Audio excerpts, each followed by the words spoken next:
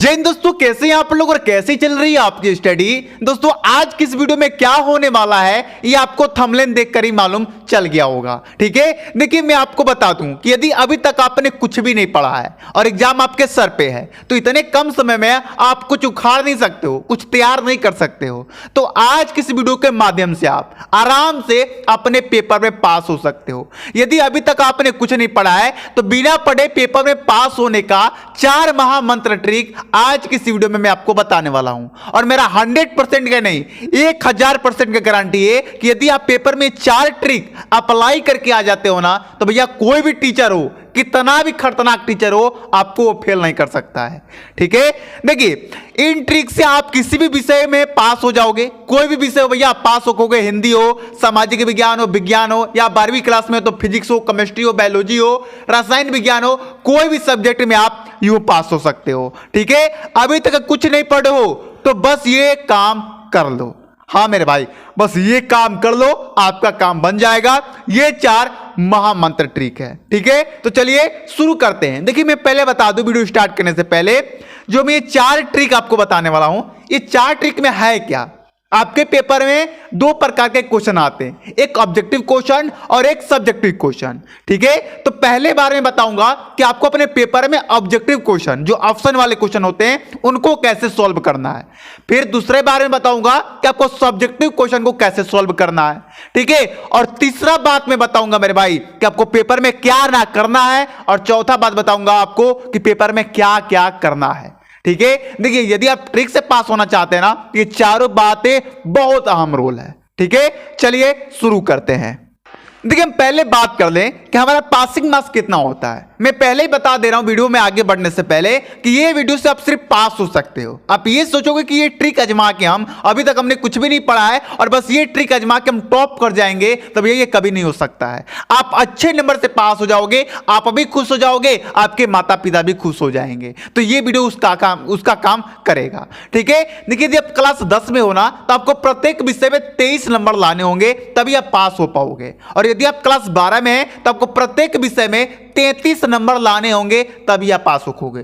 ठीक है, चलिए आगे देख लीजिए। अब मैं बात करने वाला हूं यहां पर पहले ट्रिक के बारे में। तो पहले ट्रिक जाने से पहले यहां पर समझिए, आपके पेपर में 2 क्वेश्चन आते हैं, एक ऑब्जेक्टिव और एक सब्जेक्टिव।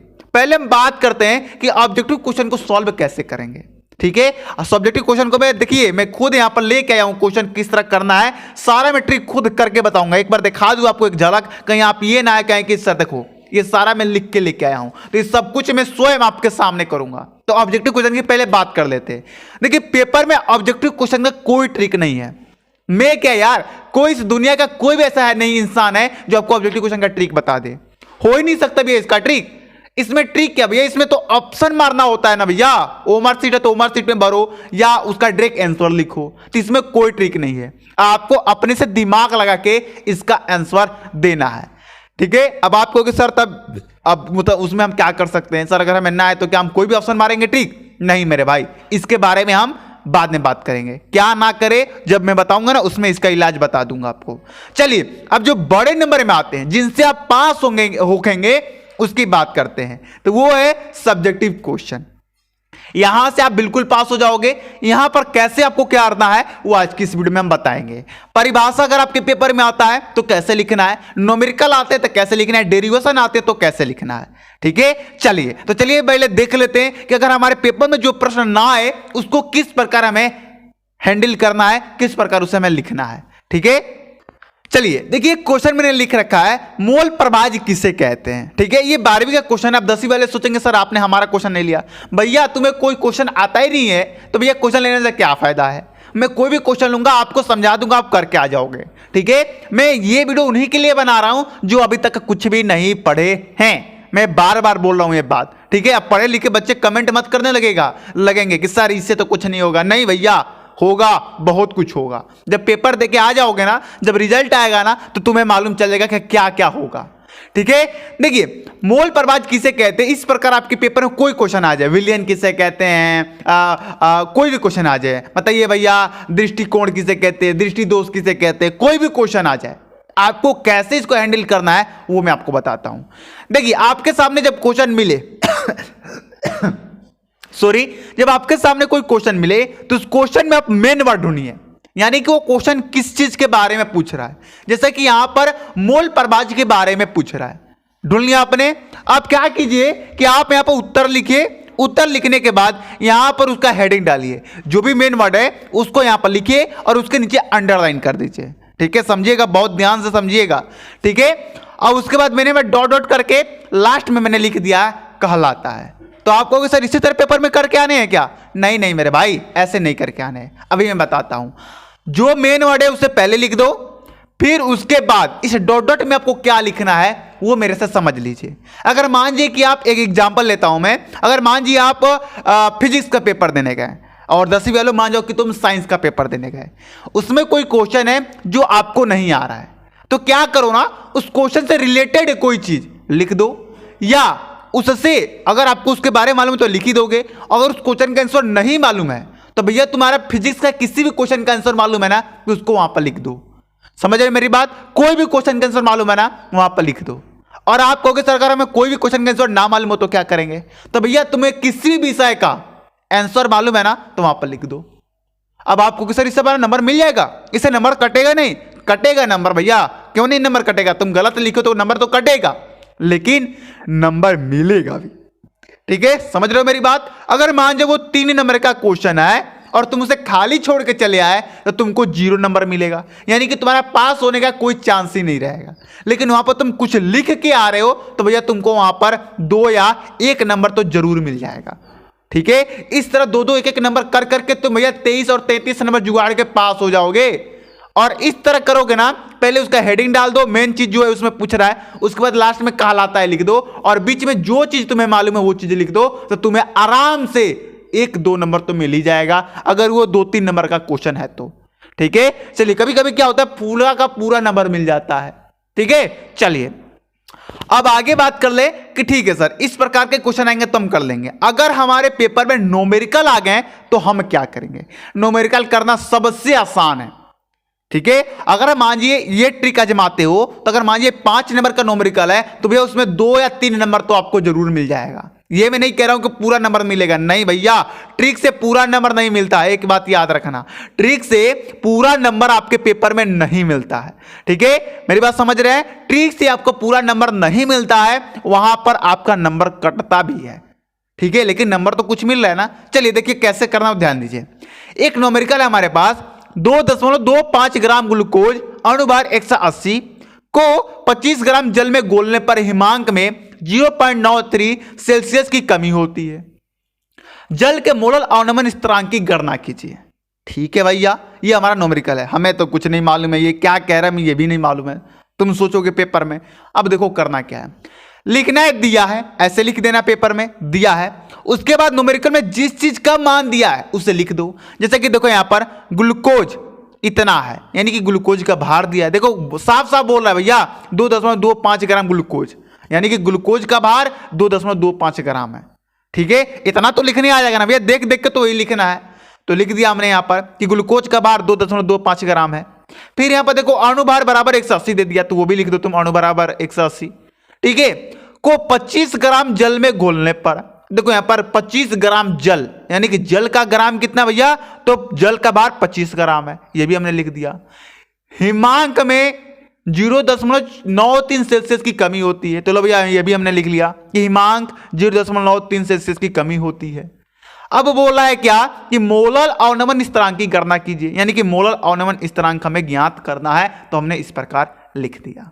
अब इसके आगे अगर तुमको हल मालूम है तो कर दो, और नहीं मालूम है तो भैया इतना भी अगर तुम छोड़ के आ जाओगे ना तो तुमको 1 नंबर तो 5 नंबर का क्वेश्चन तो 1 नंबर तो जरूर दे देगा भैया। वो कितना भी डेंजर टीचर हो, 5 नंबर का यदि ये न्यूमेरिकल है और तुम इतना करके आते हो तो इसमें तुम्हें 1 नंबर तो भैया वो जरूर देगा, 100% देगा 1 नंबर।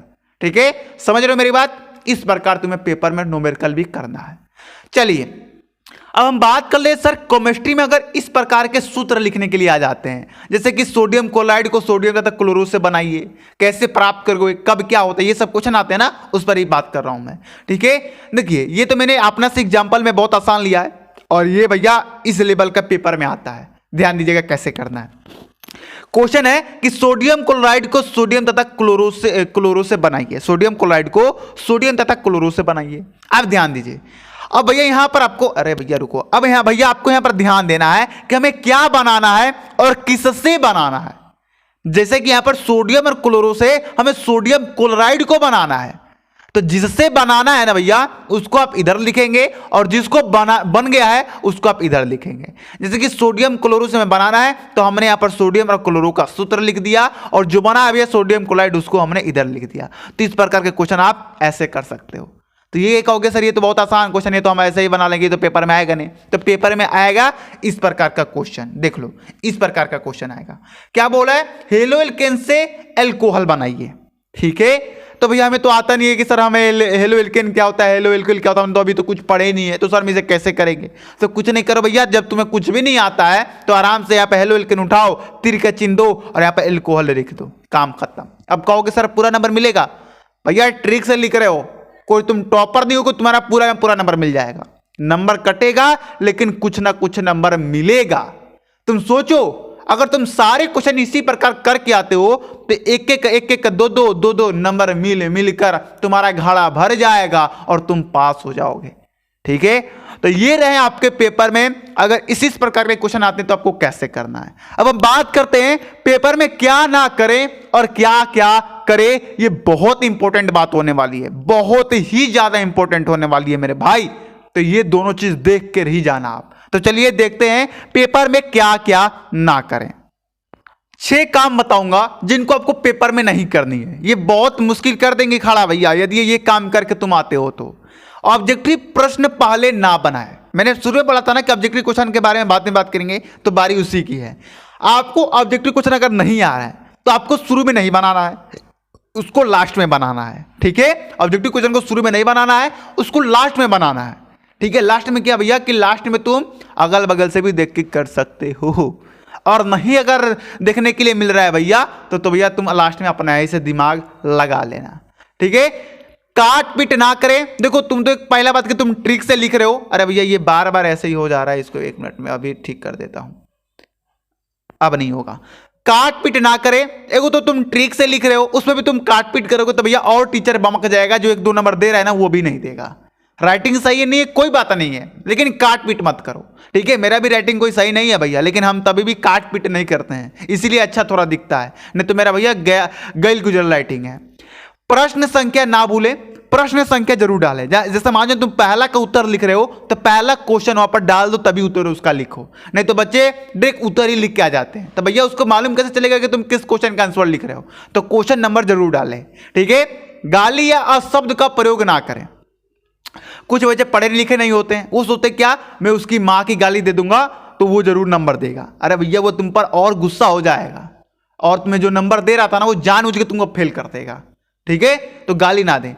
कॉपी में पैसा बिल्कुल ही ना रखें। बच्चे सोचते हैं क्या अगर हम 200-300 रुपया रख देंगे तो टीचर जो चेक करेगा वो खुश होकर हमें पास करा देगा। अरे नहीं मेरे भैया, अगर तुम कॉपी में पैसा रखते हो ना तो तुम्हारा कॉपी ही चेक नहीं होगा, वो देखेगा हाँ भैया इसमें पैसा है तो कॉपी को साइड में हटा देगा, ये होता है। तो पैसा बिल्कुल ना रखें। ठीक है, नीला और काला पेन का अलावा दूसरा कोई रंग का पेन ना उपयोग करें। अगर तुम लाल पीयर हरा ये सब का तुम यूज करते हो ना भैया तो तुम्हारा कॉपी ही चेक नहीं होगा, ब्लू और ब्लैक पेन से ही आपको करके आने हैं। ठीक है, तो ये जो काम है ये आपको बिल्कुल आपके पेपर में नहीं करने। क्या क्या करने हैं चलिए उन्हें हम लोग देख लेते हैं। क्या क्या करें इसे देख लेते हैं फटाक से, ये बहुत इंपॉर्टेंट है। पहला, जिस प्रश्न का आंसर मालूम है उससे पहले व दूसरे पेज में ही लिखें। आप ट्रिक से लिख रहे हो ठीक है, तो आपको यदि कोई क्वेश्चन ऐसा है जो आपको पूरा बढ़िया से मालूम है, ठीक है, उसे ट्रिक से लिखने की जरूरत नहीं है आपको, तो उनको आप पहले और दूसरे पेज में लिखें। जैसे पेपर चेक करने के लिए टीचर कॉपी खोलेगा ना तो पहले वही क्वेश्चन आपको दिखेगा, तो समझेगा कि बच्चा पढ़ने वाला है, ये सही लिखा है तो आगे भी सही लिखा होगा। ठीक है, आगे जाके तुम ट्रिक का इस्तेमाल कर लेना, लेकिन पहले और दूसरे पेज में वही क्वेश्चन का आंसर लिखना जो तुम्हें आता हो। ठीक है, चलिए हर एक प्रश्न को लिखे, ना ए तो बताए गए ट्रिक को देखें। ठीक है, अगर कोई क्वेश्चन आपको नहीं आ रहा है तो उसको लास्ट में करना है, वो ट्रिक से जो मैंने अभी पिछले समय कुछ बताया आपको। ठीक है, पूरा पेज को भरने की कोशिश जरूर करें। लोग बोलते हैं कि पेज भरने की आवश्यकता नहीं है, भैया तुम पेज भर दोगे ना तो टीचर जो चेक करने वाला वो सोचेगा कि बच्चा पूरा कॉपी भर दिया है, यानी जरूर इसके पास कुछ नॉलेज है। ठीक है, तो कॉपी भरने की कोशिश करो। अब यही नहीं है कि कॉपी भर ही के आना है, नहीं भर रहा है कोई दिक्कत नहीं है, लेकिन कोशिश कर लेना। ठीक है, आगे देख लीजिए।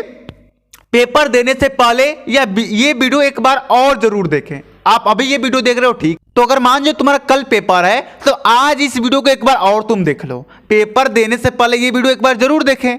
तो कल अगर पेपर है तुम्हारा तो आज ये वीडियो जरूर देख लो, जिससे तुमको ये ट्रिक और ज्यादा दिमाग में बैठ जाएगा।